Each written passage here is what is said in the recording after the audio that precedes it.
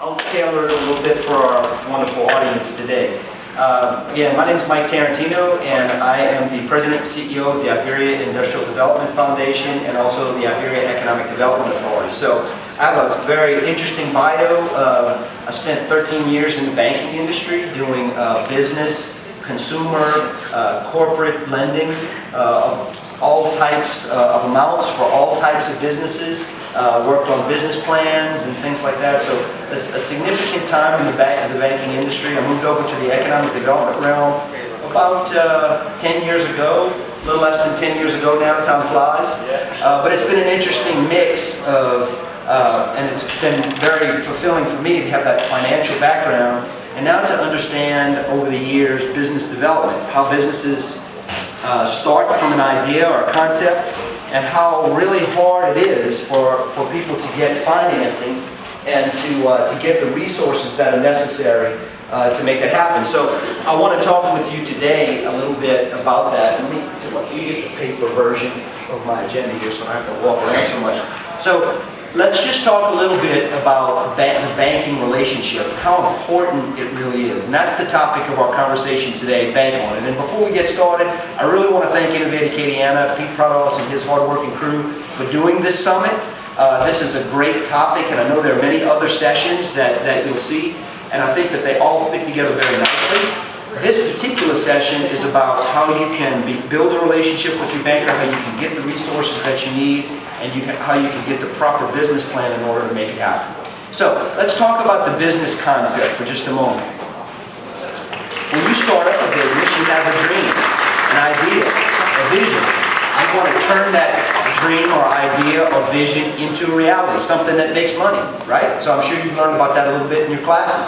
You have an idea, a concept, you think it might be innovative, you think it might be unique, you think you might be able to provide that to the public, and you think, you know what, maybe they might even buy it, I might be able to make some money by doing it. So all of those dreams are great, but to communicate and turn that concept from a dream into a reality is a completely different story. And so we're going to talk a little bit about how you turn your vision into a successful business. And the first step is to go beyond that vision. You think, you know what, if I made that widget, or if I opened up an ice cream shop, or if I provided a particular service, that's my dream. Maybe that's something that you enjoy, maybe it's a hobby, maybe it's something, a passion of yours that you want to turn into a reality, and you want to turn it, set it up where it can make a profit. Well, that's the vision. And so now we're going to talk about how to go beyond that vision. So to go beyond the vision of just the dream, the idea, it's going to take proper planning and especially resources. So you're going to need the resources that I'm talking about. Perhaps you need financing in the form of loans. You need a line of credit. You need someone to invest in you. You need that startup capital to get going. I would say the same thing goes for businesses who are past the startup phase and we want to move forward to the next stage of growth in their business. You need the right finance. You might want to, let's say you're an existing business and you have a fleet of 10 trucks that provide those services for your business. Your vision might be, I want to get to 30 trucks, or I want to get to 40 trucks. Well, you still have to have that loan or that line of credit or that relationship to take you to that next level. So whether you're just starting out and it's just an idea, or whether you're a business that's ready to take you to that next level, these concepts are very important for you as we go. And so the problem is that getting those resources just ain't easy. There's nobody there with a check ready to sign. Okay, it's hard to get the money, it's hard to get the capital, it's hard to get the resources to get started. And we're going to talk a little bit about how we can make that happen for you. Where can I get the resources that are necessary? Well, you might be able to get it from family, you might be able to get it from friends, you might even be able to get it from investors. But maybe you can do that, but remember, and this is one of 3 different reality checks that we'll talk about today. 90%, nationwide, 90% of startup businesses fail.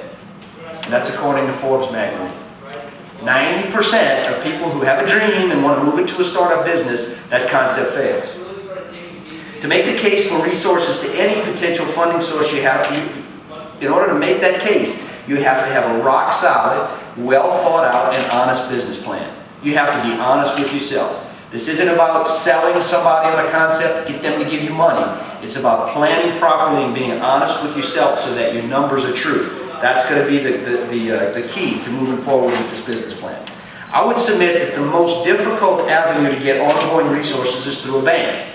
So out of all of those resources that we talked about, asking your relatives for money, finding an investor, finding a venture capitalist, all of those things are great. An angel investor, things of that nature, all of those things are great. But the most difficult, I would submit, the most difficult place to get money is from a bank. Why? Because they scrutinize the business plan so much more. These guys and ladies want to know everything. Everything about you, everything about your concept, everything about the numbers that back up what you have, because they want to make sure that when they make that decision, that you're going to be able to pay back what they lend you. It's no knock on banks, because it takes thorough review and evidence in the form of numbers to properly evaluate whether you can pay back what you owe. So no matter what source you ultimately seek your resources from, it's logical to me that you should prepare yourself for the most difficult arena. You should prepare as if you want to make yourself bankable. Making yourself bankable ensures that every other resource that you have will accept your numbers and understand the concept, because if you're bankable, that means you did your homework. This is the football analogy. If you prepare by planning to win against the best teams, you're much more likely to win against the easier teams. So the best teams and the most difficult teams are the ones you need to prepare for. And so I submit, if you prepare for a bank, you'll be much more successful with other teams as well. Therefore, having a plan that's bankable is a must. So how do we get there? When? Reality check number 2. Banks know that 80% of all businesses fail. And that's according to Bloomberg magazine. So we said before, 90% of startups fail. 80% of all businesses fail. Okay, so all right, so we're stacked up against some odds here, right? You want to be part of that 10% of startups that succeed and that 20% of all businesses that last and become successful and make the profit that you're looking for. So how do we make that happen? When banks know that you're likely to fail. You go walking into your banker and you're talking about your idea and your vision and the things that you want to do, and in that banker's mind, he's thinking, yeah, but you got an 80% chance that this is going to go down in flames. So how do you sell somebody, or how do you push the concept forward? That, no, I'm not going to be part of that 80%. I'm going to be part of that 20% that actually succeed. The way you do that is about building relationships and translating your vision, dream, or idea into the language of banking. Here's what I mean by the language of banking. You walk in, you have a passion. You want to talk about a particular service that you want to do. Your banker really doesn't care about your passion. Your banker almost really doesn't care about how you feel about how your service might be. He doesn't really care that it's something that is fun for you to do, that you could get up and do that every day and it'd be enjoyable. What the banker cares about is that you're going to make enough money to pay he or she back, pure and simple. And so you have to learn how to express that passion and that vision in the language of numbers, cash flow, net profit, expenses, debits, credits, inventory, all the stuff that people don't want to talk about when they're thinking about their passion. You've got to learn how to translate that passion into the language of banking. It's going to make it much, much easier for you when you seek that financing. Example. Most ideas are new and innovative. Most successful ideas are new and innovative, but that doesn't mean that the banker shares the same vision.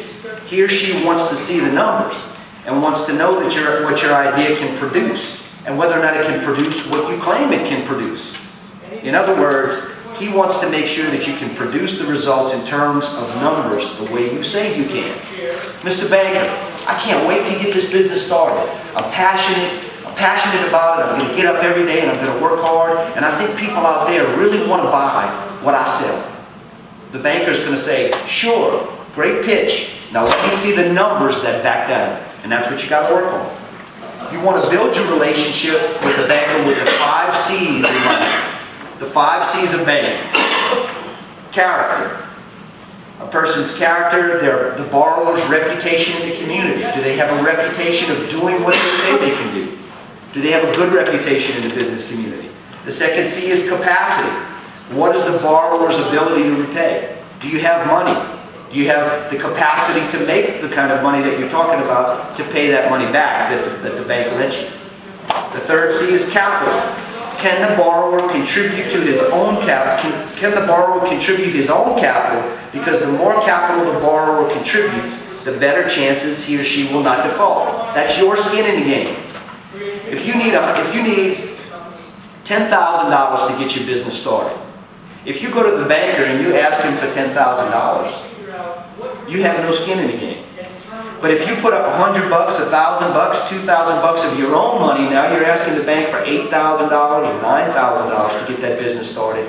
He knows that you've got some skin in the game. If you default on that loan or if you default on that financing, you lost some of your own money. He didn't have to take all the risk. You had the capacity to participate in the risk. That makes it more likely that he'll lend you the money. The fourth C is collateral. Does the borrower have property or large assets that can be put up to help secure the loan? So if you walk in and you say, Mr. Banker, I need $10,000 to start my business. I'd like to borrow $10,000, please. He's going to say, well, you know, it just doesn't look good. Do you at least have something that you can secure it with? A house, a car, something like that? No, I don't have any collateral. I just want you to take all the risk. You're going to put yourself in a position to be less likely to be approved for that financing. But if you have some collateral, something that you can put up, some assets that can back up that loan, the more likely you are that he'll approve that. And of course, the fifth C is conditions. Are the conditions right? Is the interest rate or the amount of principal right to finance the borrower? So let's just say I'll use my ice cream shop analogy. Let's say that you come into the bank and you say, Mr. Banker, I'd like to open up an ice cream shop in my community. The banker is going to look at the community and say, you know what, there aren't any other ice cream shops in it. You may say, there aren't any other ice cream shops in my community, so I think if I open up one, it'll be very successful. The banker's going to say, I wonder why there aren't any other ice cream shops in this community. Not, oh, that's a wonderful idea. It's going to be more along the lines of, I wonder why nobody else picked up this idea before. There's got to be some reasons why an ice cream shop hasn't been successful here in the past. Let me explore and look at those things more. On the other side, you may say, Mr. Banker, I want to open up an ice cream shop. And there are 10 other ice cream shops in the community already. You're going to say, wow, I mean, you know, if 10 other ones can be successful, I think I'll be successful too. That banker's going to look at the conditions and say, are there too many ice cream shops already? And can this new one survive as well? So you got to the banker wants to make sure that the conditions of the loan request that you're making are going to be something that makes sense, that he or she thinks you're going to be able to get the profits back to pay back that loan. If we keep these 5 C's in mind, character, capacity, capital, collateral, and conditions, and present a good case based on those 5 C's, then we naturally improve our chances to get the resources that we need. So, a good relationship with your banker and a well thought out honest business plan that describes your vision or dream in a format that the banker needs will position you and I for a greater success in our business plan. So here's some tips for building a relationship with your banker. 1, go in and meet your banker well ahead of any funding ask. Don't just walk in and say, hi, I'd like to borrow $10,000, please. Okay? Go in and meet them, just like you would go in and meet anyone. Way ahead of, as a matter of fact, now, if you think you're going to start this business in a year or 2 from now, now's the time to go in and begin. Just introduce yourself. Tell him a little bit about who you are. Learn a little bit about him. Get comfortable with him.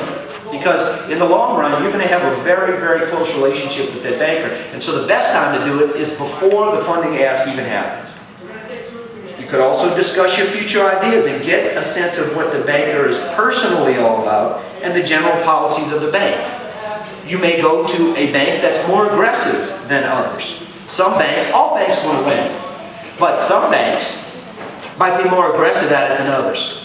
Some bankers might be hungrier for your loan than others.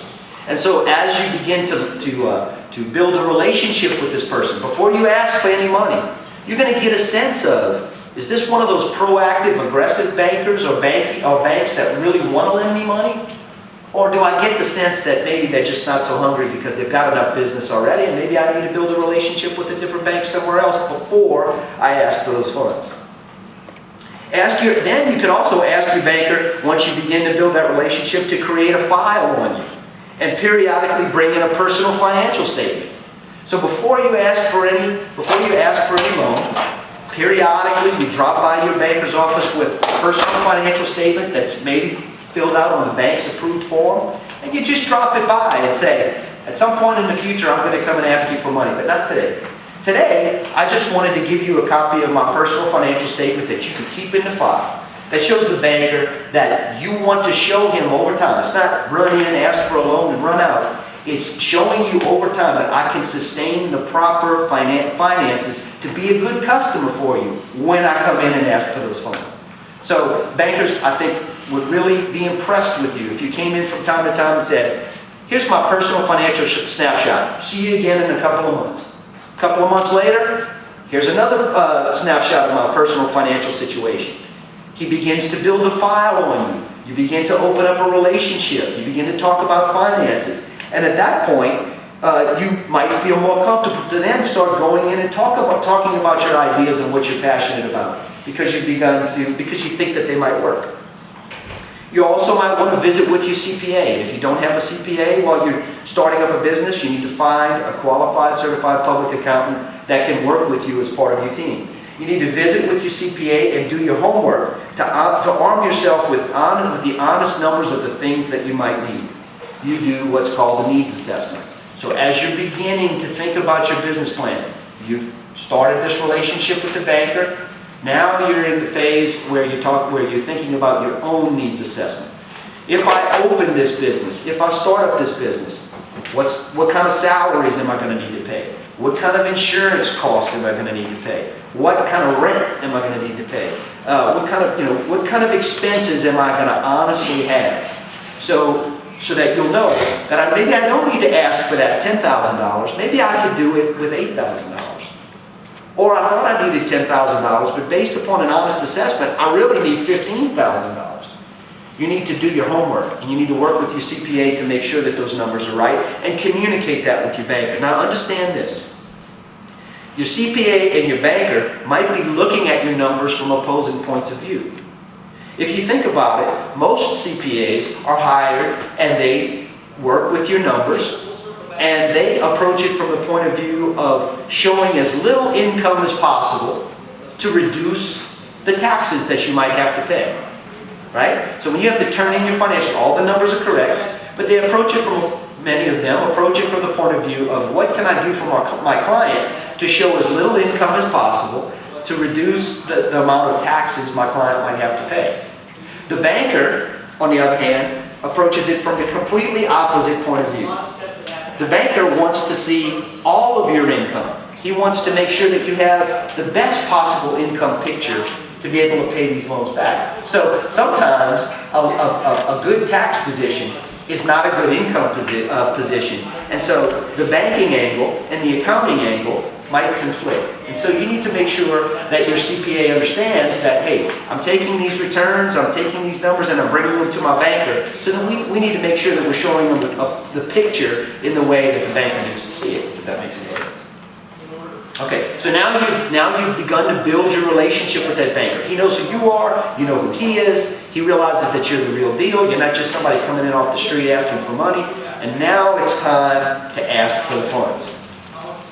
When it's time to move your ideas forward, it's time to translate your vision into true numbers, back to the 5 C's. When it's time to make the ask, you need to be honest with yourself, and you need to be honest with the banker on your application. You need to create a roadmap that you can discuss with your banker. Use the roadmap and the numbers. When I say a roadmap, I mean bring in spreadsheets, letters of intent, or examples of other successful ventures of this kind when you go in for the ask. So a spreadsheet, let's talk about that. When you go in for the ask and you sit with your banker and you talk about your plans over the next 2 or 3 years, because a startup is considered to be a business that's younger than 2 years old, it helps to have a spreadsheet, a month spreadsheet of what you think you're going to do, both on the income side and on the expense side. There are many places like the Louisiana Small Business Center here at UL Lafayette. We also do it in our office, where we can offer you an electronic-based, Excel-based spreadsheet where you load your numbers and it'll spread them out for you month by month over the next 3 years. And if you change your mind and you want to adjust something, you can change the number and it will re-spread it out based upon your new numbers. That is a really good roadmap. It gives a banker a real good understanding of what you think you might need to do month to month to month to be successful. So I would bring those spreadsheets. Letters of intent, very helpful. So let's say that you go in and you say, I want to provide this service in my business. Okay? If you bring letters of intent from the people who receive those services who say, hey, if you lend money to company X and he opens this business, then this letter will tell you that I intend to buy this many widgets from him, or I intend to use his service this often. And you bring in a number of those letters of intent. That way the banker knows on day one when I open the business, when he opens the business, he's already got customers lined up. He's already got the potential in the first few months to get good cash flow going. And so letters of intent are very important as well. You might also, when you roadmap, bring examples of other successful businesses like you that are not in your area.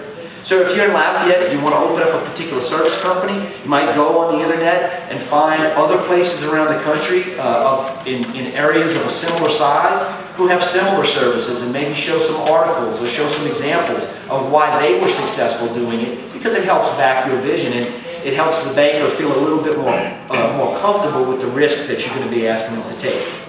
Understand that the final outcome of your financial ask may require many sources working together to achieve your needs. So we talked a little bit about family, friends, angel investors, banks, venture capitalists. You know, sometimes people think of just going to the bank and asking them for everything. Well, as I mentioned before, they want to make sure that you're putting your own skin in the game, but it also better positions you if you have a number of different funding sources, spreading the risk among them and asking for less from each. So maybe you have an angel investor who can put up 25% of what you need. Maybe you have a venture capitalist that can put up another 25% of what you need. Then maybe you only have to ask the bank for the other 50% of what you need. If you can put these things together in a way that helps spread the risk, you're going to make your financial ask that much more important. Understand that the banker will be working within the policies of the bank and the laws that govern lending. So, nationally, there are federal laws that govern how banks work with you. Fair lending practices, how they can use credit bureaus and credit reports to make sure that they're treating you fairly. Those are the laws that the banks have to operate under. But they also have their own policies. Okay, so they may only agree to lend you a maximum of 50% of what you're asking for. Not because the banker wouldn't want to do more, but because that's the policies of the bank. So you need to understand that there are some rules and some regulations that the banker is going to be operating under when he makes this decision. So my message to you is to understand that successful and ongoing financing is the result of well thought out and honest business planning, realistic goals, and partners like banks that understand your vision by the numbers, not just by the pretty pictures and not by your passion, but by the numbers that back up what your vision shows. And it doesn't end there. After you reach your goal of initial funding, it's important to continue to involve your banking partner, whether you're seeking additional funds or not. Because, and this is the third reality check, by working to be bankable, you exponentially improve your chances of financing success regardless of your funding source. That's from Inc. magazine. So my point to you today is, as you move forward with your dream, your vision, your idea, and you take that vision, dream, or idea and move it toward an actual business, you need to take your passion and your drive, but you need to learn and work very hard to convert that to the numbers that speak the language of banking. If you're good enough for a bank, you're going to be good enough for other funding sources as well. I do want to open up a little bit of time for questions and answers that you might have, but my message to you today is be bankable. If you're bankable, you'll have a much more successful business plan. Yes, sir. Mike, it sounds as if a key ingredient to getting financing is to have a well thought out and a well drawn out business plan. Do you have any suggestions on resources that people can seek out as far as maybe consulting organizations, groups, or even banks themselves that give advice on how to prepare a business plan and what exactly in a business plan they look for when determining whether or not they're going to take on a certain project? Absolutely, great question. So there are many ways that you can find a template for a business plan. Sometimes it's as simple as Googling how do I write a business plan. There are many templates out there, a lot of different organizations, a lot of different nonprofits who specialize in helping startups get ready can give you a lot of different templates.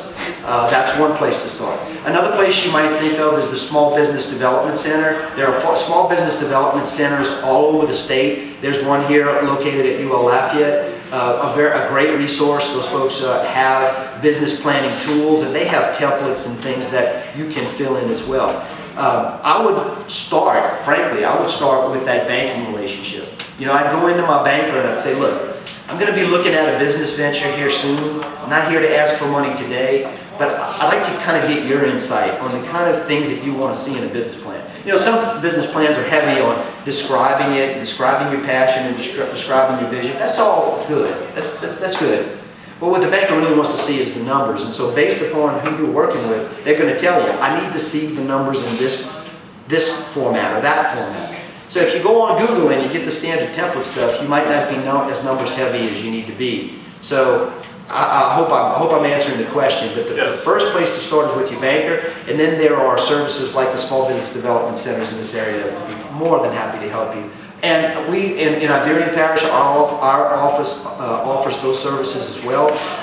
We have a small business advisor we work very closely with the Small Business Development Centers, and you can make a local appointment and we can walk you through the business planning process. Thank you.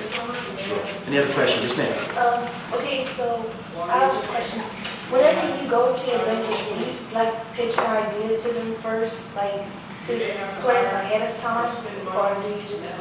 It's not like, that's a good question. It's not like Shark Tank, right? You know, so you're not going in front of your banker and pitching him an idea and he tells you that he'd love to do it, that kind of stuff. It's more along the lines of going in and building a personal relationship with your banker before you even ask for a loan. This is before you even go in. You introduce yourself. Hi, I just wanted to come by and have an account at this bank. Wanted you to learn a little bit about me. I wanted to learn a little bit about you.